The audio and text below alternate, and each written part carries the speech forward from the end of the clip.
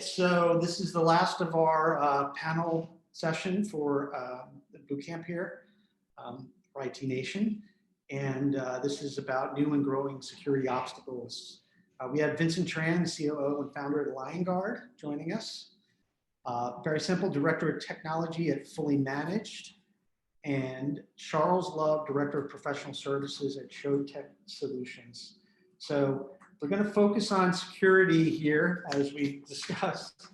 And really, I want to kick it off. We want people to take the poll. Please answer your question on security and get an idea on where everybody feels they are related to that. And use the chat or the Q&A to throw questions at us, and so we can keep the conversation going. So the first question that we had written down here is that from the panelist standpoint, what is there a bare minimum for you to take on a customer from a security standpoint? So bare minimum on security standpoint. Charles, we'll start with you, and then we'll go to Barry. Perfect. So the first thing for us is, do they have a policy? Even if it's written in crayon, do they have something that we can kind of start with and go for versus, it's a computer, right? That's the number one goal for me. What about you, Barry? Very similar. I mean, we can pick any company up from ground up, but if they don't have something a guiding light, they haven't got that guiding principle, which is what that policy is, then they've got nothing to work against. You can actually bring a company up from zero and put in all the security infrastructure and everything they need, but what do you configure it to? What are you putting it against? So finding a company that has that policy, or at least an idea of that policy, so that you can help them potentially create it if they don't have it. But you've got to have that foundation. So when you find a new prospect, what do you use to kind of walk them through that? We'll start with Barry on this one. How do you educate them in security? So we actually have minimum come to the plate requirements for security. We have a minimum endpoint security, which is an AI driven, not a dictionary driven, and we have a minimum for backup requirement that we use. So they have to either be using those or agree to use those, so that we have a kind of a grounding. We have a solid platform to start from. And then we actually have add-on products that can build their security depending on their requirements. If you've got a company that's making concrete, it's going to be entirely different to a company that's making respirators for healthcare. It's two entirely different scenarios, two entirely different levels of security. So understanding the industry your business is in, and then walking them through what they should have for that industry from your experience. And if it's an industry outside of your experience, then talk to them about what they believe they should have, and obviously do your own research to make sure it's right. Right. So, so Vincent, what does it mean by it's up to the MSP or a SaaS provider actually, and their end customer to be secure? What does that concept mean to you? I think that kind of what Joe said in the previous session is just making sure that we're all talking together and understanding what the end result is for that partner. I mean, at the end of the day, it's about protecting their data that they've entrusted a vendor to house, and then being able to put in all the different controls and working with our partners to say, what is it that you need to make sure that that data is protected. At the end of the day, it goes down to those bits and what a malicious actor can do with it. I mean, we've always dealt with the ransomware, and we've dealt with all the issues that can cause. As vendors, we have to make sure that we are always listening and be ahead of the security concerns that are out there. Before we started this conversation, I want to make sure that I send a code to each one of you guys to verify who you are. So I'm having this communication. But it's that type of thing, down to the basics, and making sure that vendors are checking off the basic security requirements that an MSP needs, ensure that the data that the partners are putting in are secure. Right. So on that, Charles, on the shared responsibility side, how do you, at ShowTech, how do you go and get that customer to have that, know they're also have a responsibility to make sure that their data is secure and systems secure? So it kind of goes back to the initial conversation, right? So I call it the scorecard, right? And I'm going to go through and all the things that we know you should have, and the processes and the procedures that you have. Are you using two-factor? No. Okay, that's a negative mark. Are you training your employees every month? No. Okay, negative mark. And all these various things, we just kind of step through the whole system here, and then we have a follow-up meeting and say, all right, based upon customers of your similar stature, of these 15 things, you were doing 3 of them. We need to get you to the 15, right? Obviously, I can't tell you, everything at once, but we need to have a stepping stone, because security awareness training is super duper important, right? Because if we don't do that first, people are going to click links, they're going to do dumb things, they're going to, call the help desk saying, why are we getting these pop-ups about antivirus? Can you turn that off? Things like that. So it's really just kind of drawing the line and saying, here's what we're going to do. Here's what you're going to do. You're going to commit to, taking the training that we offer, right? Taking a second before you click that link. And it's a continual conversation. It's uncomfortable. Nobody wants to hear it, because every time you call, they think you're selling something new, but there's a certain level of baseline security that we need to get everybody to. And sometimes it's a little bit of a hard conversation, but it has to happen. Barry, you have thoughts on that? Yeah, absolutely right. And having that conversation and making sure that it helps to build a little bit of that trust to begin with. Whether that trust is, you delivered a great sales cycle, you've brought them into your business and showed them how well you operate from a security perspective. First of all, every MSP should be a guiding light. So we should be the most secure out of all of our clients because of our access to our clients. So being able to show them that how you deal with security and how important it is to you, then will put them at light of how they have not dealt with it or aren't dealing with it, so that you actually build that trust up with them, so that it helps with that conversation. Because if you're their trusted partner, then it's going to make that conversation easier. And sometimes just breaking it down to the bare basics. Just because you take your car into a dealership and have a new alarm fitted, doesn't mean your car's not going to get stolen when you leave it unlocked at night. And building it down to bare basics, we can put everything you ever need from a security perspective. You can spend millions, but if you don't train your staff, which are your most common weak link, and it's the cheapest thing as well. It's the cheapest thing that you can do. Train your staff.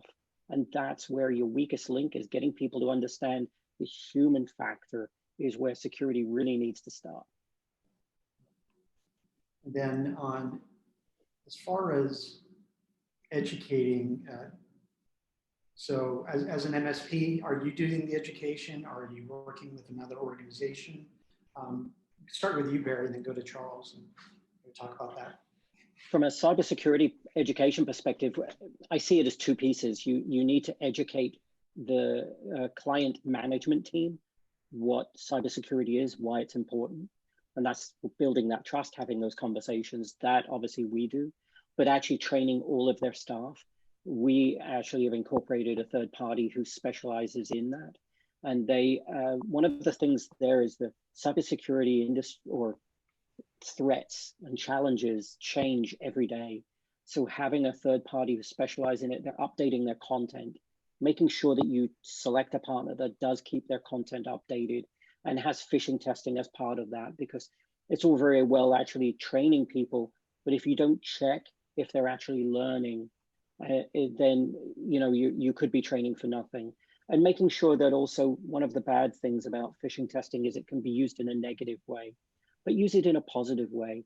If someone falls foul of phishing testing, don't laugh at them, don't raise them in front of their peers, but have conversations with them about the fact that they need to learn, and make sure that your client understands that the phishing testing piece is a positive thing and can be given a positive light.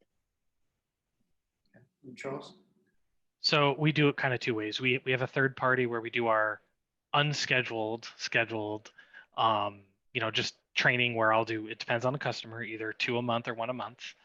Very simple, 5-minute, quick, how to spot a phishing, how to not fall for a credit card scam, things like that.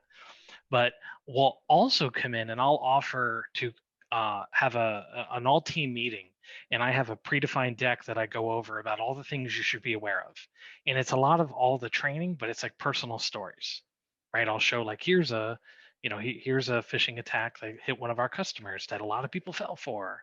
And it's more of a personal thing.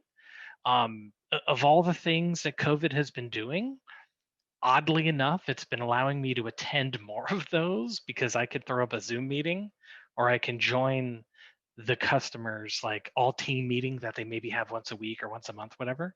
And they can give me 20 minutes to sit there and scare them about their computers, right? But it's because it's hard, right? Like, hey, I want to come to your office and give a presentation, and there's always things happening, but man, I can sneak into an online meeting pretty quick, get my point across, and train some people at it. It's a win-win all the way around. Yeah, I'd want to emphasize what Barry said is not shaming folks for actually, coming across an accident. Like, it could happen to any of us at any time. It's one of those things where you're like, you can be overconfident, and that's what gets you.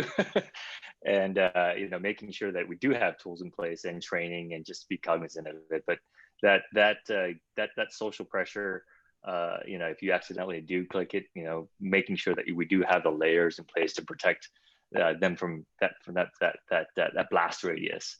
Definitely from the social impact to the technical impact, we have to make sure that as MSPs, we have that guardrail in place as well. And have that time minimized too. So that, exactly. And that's a positive impact of being positive with the phishing testing, is people learn, well, oh dear, I clicked on something I've just realized I probably shouldn't have. Do I be ashamed and hide it, and then the problem grows faster? Or do I immediately call the IT support guys because they'll know how to save my butt? So it's getting that positiveness out of into the forefront. Yeah, the days of nobody wants my username and password, right? We used to hear that all the time. And now it's like, no, they totally want your ID and password because it's probably the same as Facebook and Amazon, and they can go buy gift cards. And once you spin it like that, they're like, oh yeah, that's a problem. Yes, it is. Oh, here's our poll results. Let's see. Yeah, basic foundation security. Built in, but offer for more cost. Built in, extra, not built in. So, so generally, we feel we're okay, but we're gonna, as MSPs, we will offer different level of security for what they're gonna pay. That's what I see there. Any reactions to that, guys? Maybe Vincent? For me, it's good to see that, there's a standard offering, a foundational level security, but then, definitely it is an opportunity. I mean, it's just to have that conversation, to be able to offer the training. But it kind of, going back to your first question, is just kind of like, you have to have that customer's buy-in. They have to really agree that this is something that's important, and that you're not having to push them. They're pulling you to say, okay, how can you help secure me? And again, that 50% there, I mean, but offer more for a cost. I think that's something that we're in business to do that. Right. I think it's interesting that the percentage of people that are doing extra, the security is not built in, and the percentage of people that are not carrying cyber insurance happens to be the same. I would hope it's not the same people, but it both happens to be 29%. I would say there, though, with the cyber insurance, that is one area that MSPs don't necessarily utilize enough. And that's that you're paying a lot of money out for your cyber insurance to connect to protect your business. but are you actually using your cyber insurance company in a proactive manner? Actually having discussions with them about, okay, what is the minimum that you expect that we have in place for our clients for our cyber insurance to cover us from damage from our clients? Because if your client has nothing and you've put nothing in and they are completely open and they get hit, you get sued, does your insurance cover you? Probably not if you've not taken any proactive actions. So talk with your cyber insurance company about what is their expectation for you to be covered, to make sure that you're actually doing that as a minimum. And this, how much is standardization across customers? How does that affect the level of, you're being able to secure your customers? We could start with you, Charles. Standardization from maybe technology and, what you're actually managing for the customer. Yeah, it's all going to be how things get reported in, right?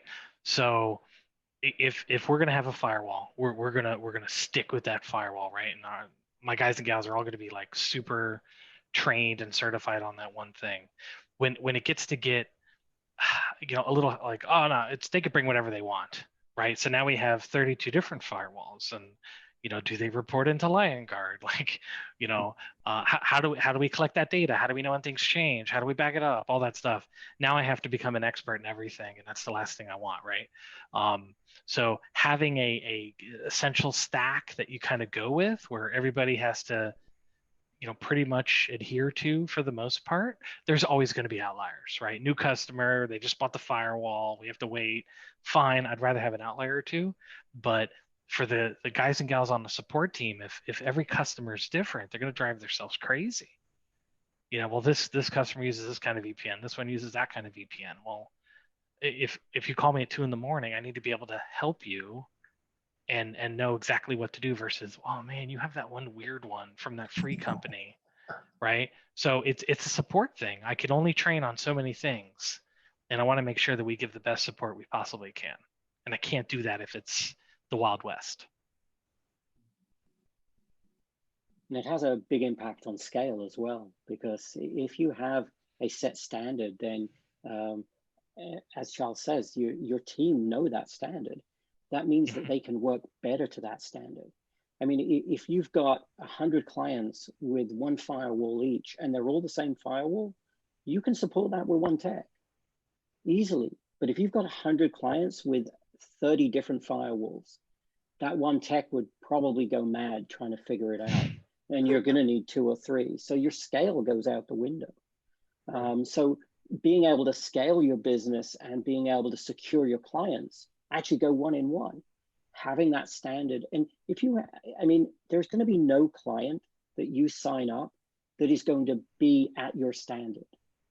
But be open and honest with them at the beginning and say, and explain to them, we have standards and this is why. It enables us to serve you better. It enables us to know the product and protect you.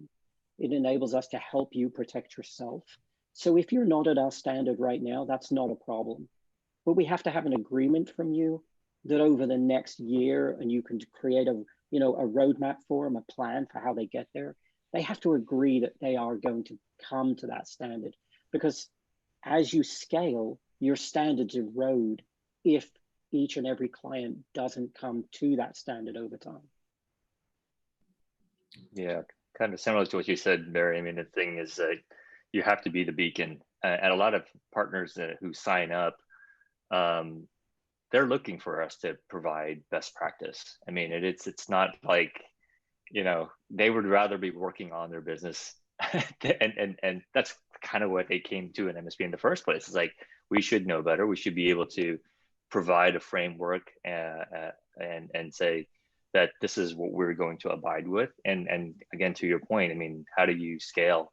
The original premise for Liongard, it was to make sure that enable MSPs to go to 10x, and that's exactly what you're saying. I mean, if you have to hire 10 techs to manage 10 different firewalls, you're not heading the right direction, I guess. The so are customers asking for documentation and like proof against your processes and, you know, kind of certifications, or, you know, Barry?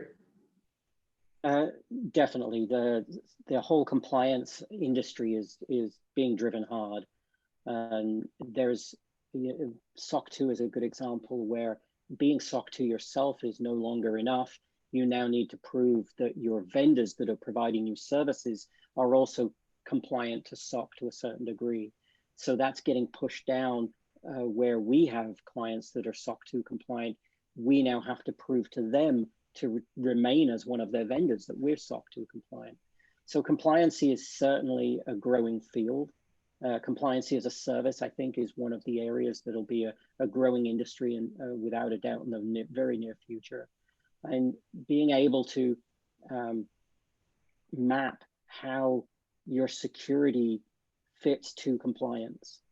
So having a specific type of firewall, we've talked about how that helps you from the perspective of your technicians being able to deal with it, but how does it help from the perspective of compliance?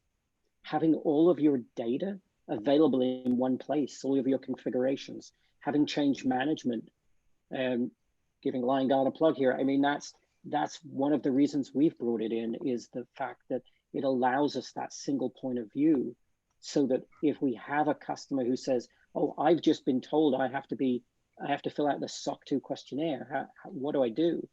And I mean, we're filling out probably 3 to 4 of those questionnaires per week at the moment. So on behalf of our clients, and it can be a lot of work, but if you have that standard set, you have the methodology to retrieve that information, it becomes a lot easier and a lot quicker.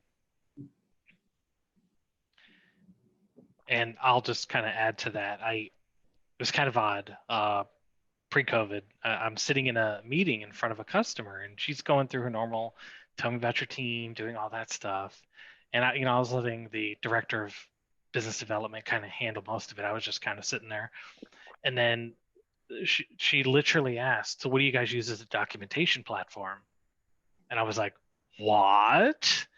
like I'm interested. And she went on to tell me that she asked that question to a lot of people, and people were saying Word and Excel, and I start wincing in my chair. and so I'm explaining what we do, and I go, here, I can show it to you here. And you know, we brought up on my tablet and all that stuff and showed them some of the stuff, and they're like, oh my God, that's amazing. The last guy, it was all in his brain, right? And I explained what tribal knowledge is and how terrible it is, all that stuff. Fast forward a couple of months later, she told me that the main reason she went with us is we talked the talk. We said we had a documentation platform, and I can articulate how we use it, how it's audited, and how it fits into their compliance needs. Like, a lot of people aren't telling that story because it's boring. First off, nobody wants to hear it. But to be able to go, yes, if you change your something on whatever, there's a record of that, and I keep that for a very long time. It doesn't matter how long it is, but I can actually pinpoint back to when changes happen. They're like, that's what we need, versus the person that goes, I'll just fix it. I don't know what I did, but hopefully you won't call me back. Yeah. Documentation for historical sake is not extremely useful unless it's something that you need to roll back on. It needs to be an active, living, breathing thing that, you know, allows you to prove that, one, you're doing things, but then also kind of hold everybody accountable and say, yeah, this is the way it was, this is the way it's going to be. And change control is definitely an important factor in that whole picture of things. But it eliminates what back in our MSP days, that whole finger pointing thing, right? It's like, who made this change? Why was it? What was it? And how do we revert back to it? And so, unfortunately, the time where the documentation makes its appearance is when something went awry. And it's like, well, you know, I want to prove that I did something, or, hey, we had some sort of event. I got to be able to roll it back. I mean, unfortunately, that's the case, but we want to be able to say that, yeah, we're constantly doing this, and we can look at quarterly reports or periodic business reports and show that, yes, these are the things and where they are. And then ultimately synthesize that and make it much more about how to improve rather than looking backwards historically. Well, and to know when that change is happening, I don't know, say like with an actionable alert or something, to be able to go, hey, there's a new global admin. I should probably look into that versus finding out later down the road that, so there's a new global admin. I wonder what happened, right? I know when it's happening. The very fully managed been through a SOC 2 and gone through the SOC 2 sort of process? Yeah. Okay. Yeah, and it's not just going through it, but living it, because the first time you go through it, you're audited like over the previous 3 months. Then after that, you're audited every month. You're audited for the year, for every year. So you have to prove that your processes, which you said you followed, you are actually following. And if they catch you out, even a month out on a critical process, then you'll lose your renewal. And you could potentially lose that renewal for a good period of time, which can directly impact your business. So there's a positive and a negative to being compliant to something like SOC 2. Obviously, the positive is it really does pick your business up by the bootstraps. The negative is you've got to keep it picked up. Right. Vincent, I know at Liongard, you've been through the SOC 2, the iterations of that. Yes. Yeah, maybe speak probably to something along the lines of what Barry was saying, what was kind of our experience going through that? No, it's just all hands on board, right? I mean, getting type 1 done last year and then just recently our type 2. I mean, it's just making sure that we have not only established policies, but communicating that out to the rest of the organization. This is super important. I mean, I kind of going back to the original thing, our data, the way we look at it, it's radioactive. It's something that it's like, how do we really protect it and make sure that it's safeguarded? And it starts with us. I mean, we're part of that whole chain as well. And our staff, in terms of being able to be educated on all the best practices, but then also to be able to live it. That's that kind of varies. That's the hardest part. I mean, you know it, but you have to live it on a day-to-day basis. It's definitely a tough challenge. But again, it's anytime you see folks, it's as little as like, I know, Barry, you were reading your profile, you're a practical joker around the office, but like for us, it's just having, when we were at the office, locking your desktops, right? When you walk away, it's those little things that you encourage folks. For us, it was just as minor as you left it open. We'll post a Slack message or something like that saying that, hey, I caught you. But it's very important to be always top of mind and live that policy as well. Absolutely, and it's not just one of the mistakes a lot of companies make is they'll bring out a compliance requirement and build a team to meet that compliance. But it's not the team. The team can drive a compliance. It's the company that has to deliver the compliance. Every single person in the company has a responsibility to it. Charles, I'm not sure when an open house at your place can happen again, but I was able to go there. Why don't you maybe you can't exactly say that the customer, or you had a great story about what you were doing in that one room there with the dark web stuff, and when you brought people to your open house. Yep. So one of the events, so to speak, at an open house when we moved into our new place was the hacker den, right? So we had a second floor. We have 2 floors, and we made it hacker den. We put little stickers of password vulnerabilities all over the walls. But we made it an event, and we would take somebody down to the room, maybe in 1 or 2 people at a time, and we'd explain to them about phishing and all that stuff. It was kind of like a Disney ride. We had a pre-show, and then one of our employees has a very thick Russian accent, and he portrayed the hacker, so to speak. And you went in to see him, and he said, "So tell me what company you work for," and they'll say the company. And he's like, "All right, I'm gonna look at your company. We're not gonna see any passwords. We're just gonna see what kind of hits you have." And sure enough, There's one particular customer in question here, very large company, let's put it that way, and we run the report. And the report stars out a bunch of the section of the password. I have never seen somebody turn white as a ghost in front of me when the blood just completely drained. And we're like, what's the matter? She's like, well, that's my password. I was like, well, we don't have the whole password, but she goes, no, I'm telling you. And I'm like, well, it's not like use it for everything. No, right? It was just like she was weird the rest of the night. It was awesome, and it was only the CFO, right? And that's the accounting password. Later we find out it was like literally everything. And they are now a very happy customer of ours, and that is no longer her password. She has 2FA. She's learned her lesson. But it's just as simple as showing people data that's out there freely to help drive the point. It was a very successful event. I think we ran Mark's account, and I think we may have found some things, but that's a different conversation. That's funny. Barry, do you use those kind of? Maybe walk through like how you sell security, the enhanced security, let's say, right? Indeed. Well, we actually have a presentation that we give to clients that is how we've seen changes in the ransomware industry or in the cybersecurity industry. Things like the increase in ransomware, that sort of thing. We update it 2 times a year, so it's kind of kept up to date with the latest statistics available. We try to give it as an informational session. One of the things about security that the IT industry is always accused of is scaring people about it.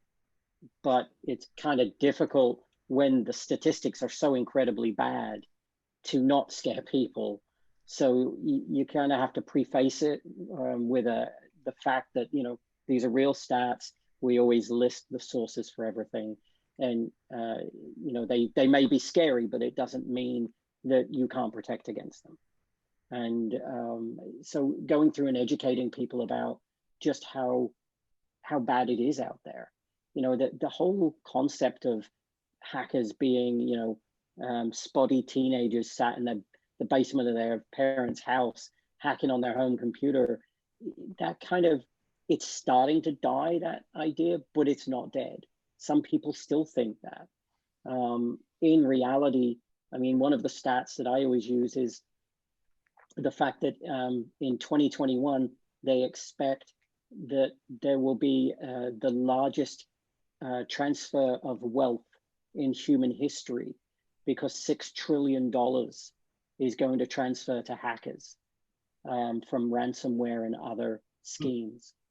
So when you get to that level, you're changing the face of the planet when $6 trillion goes to criminals. So that, another way of looking at it is, I actually encourage people, you know, do you recycle?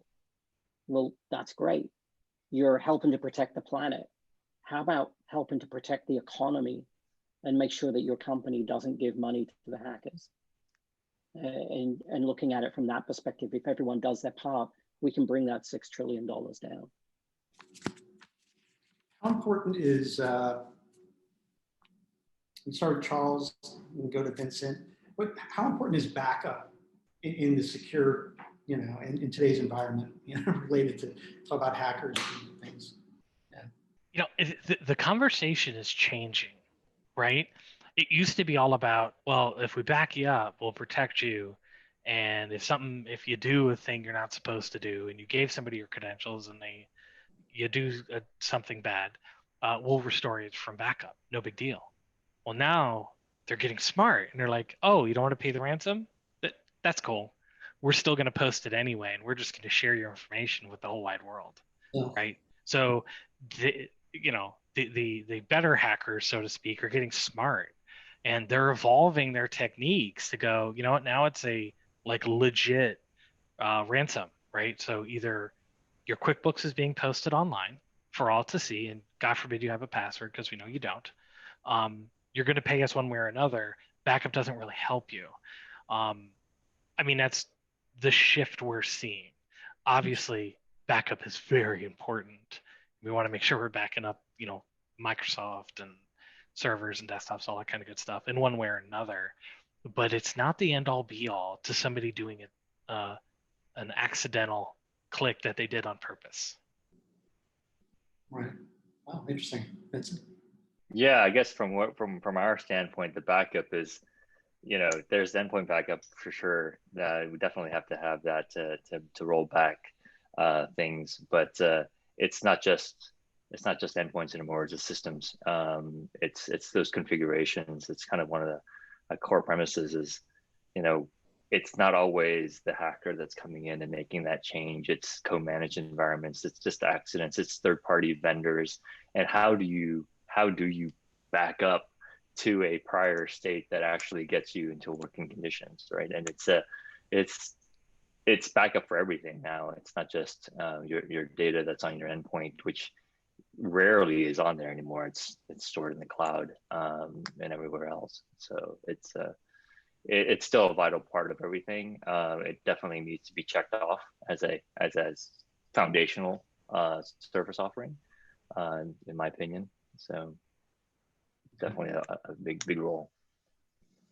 Barry, I think we talked about last time that you have customers that are just pushing back on two-factor authentication. Yeah, how do you handle that? Yeah, it's interesting. Two-factor authentication is probably the easiest thing you can do to help protect your clients or help them to protect themselves, as it were. But the number of people are like, oh, it's so inconvenient. And I'm like, okay, how many times a day do you log into your system? Well, when I get in the morning. Okay, so one time a day, and it's going to cost you an extra 5 seconds. And I'll even do some extra work to make it easier for you. So you just click an approve button. You don't have to retype text.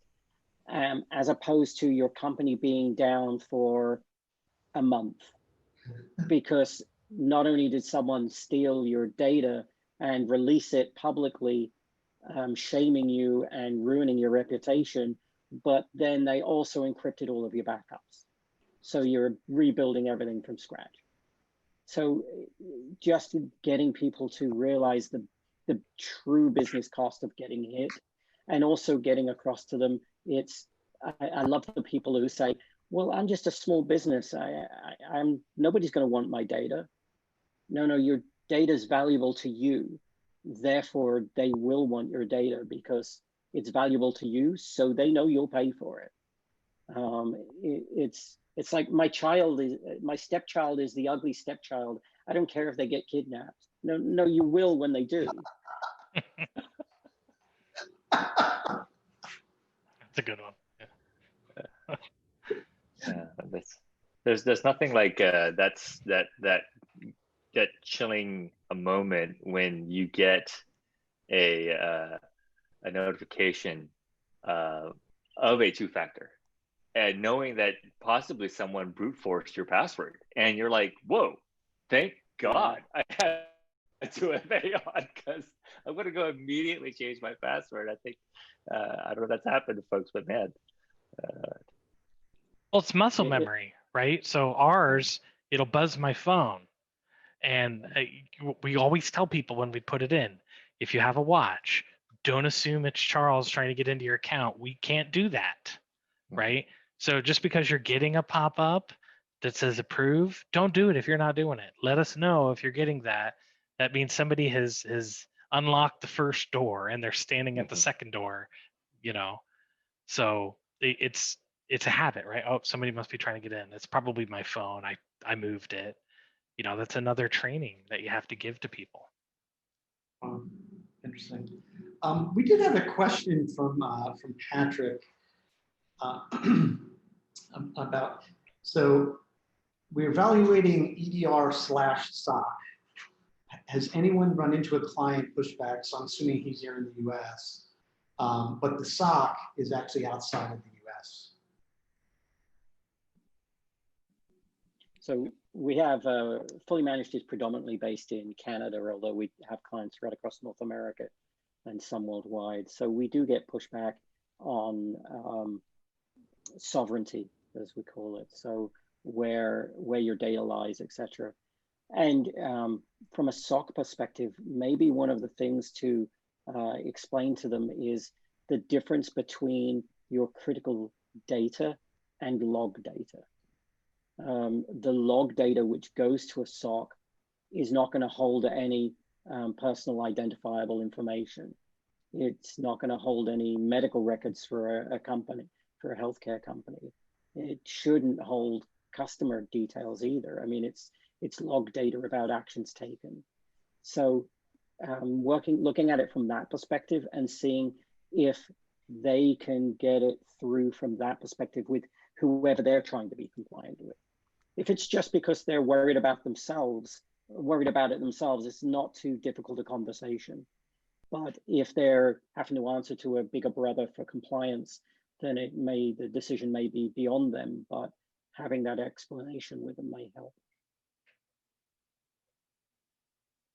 Yeah, Patrick's asking about mostly federal and DoD sector. Yeah, I can imagine that's pretty stringent of having SOC data or data related to the SOC leave the country.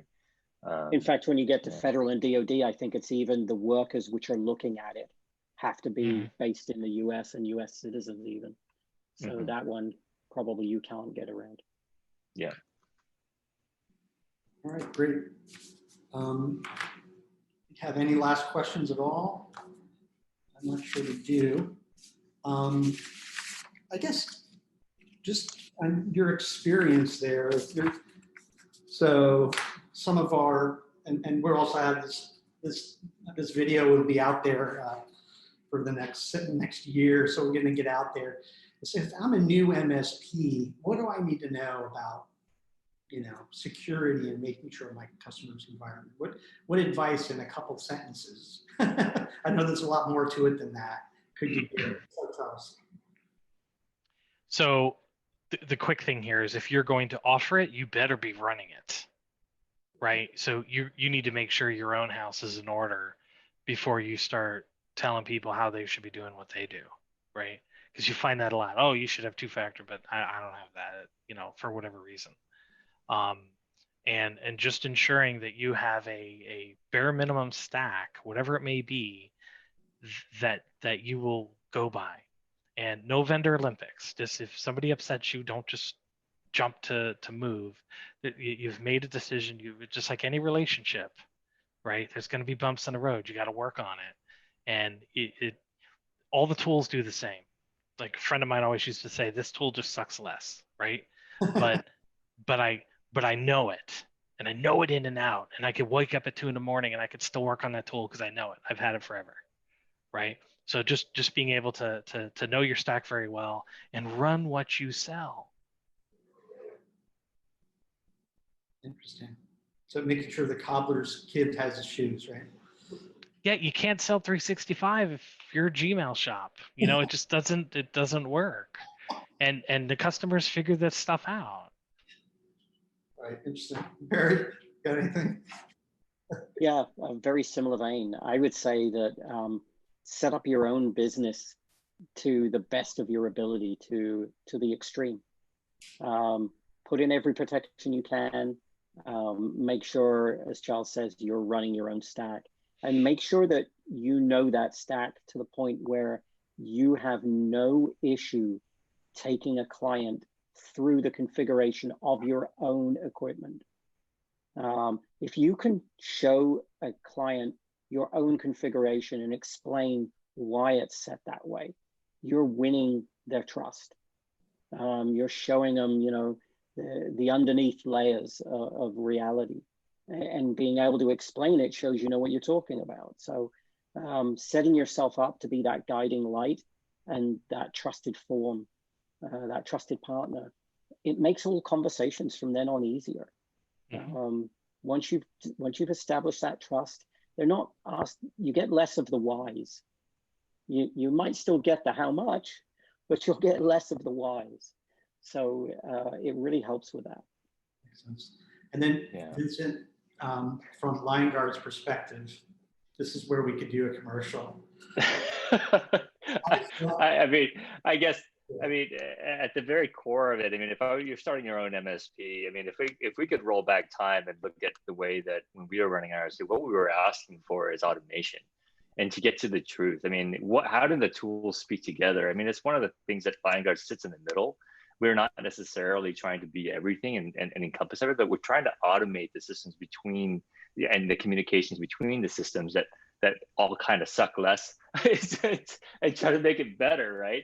And to be able to capture that data so that, I mean, honestly, it's going to be really difficult to hire a lot of really good and, you know, qualified talent to push security forward. And as we go forward, there's so many systems. There's just so many that that a single person or a single engineer can be aware of. And so how do you put as much automation and as much, hopefully one of these days, the promise of AI to be able to say, yeah, this is what's going to help me run my business and to allow me to scale. You kind of have to think about that.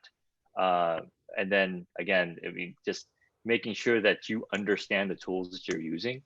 That is definitely critical in terms of offering that to your end customers.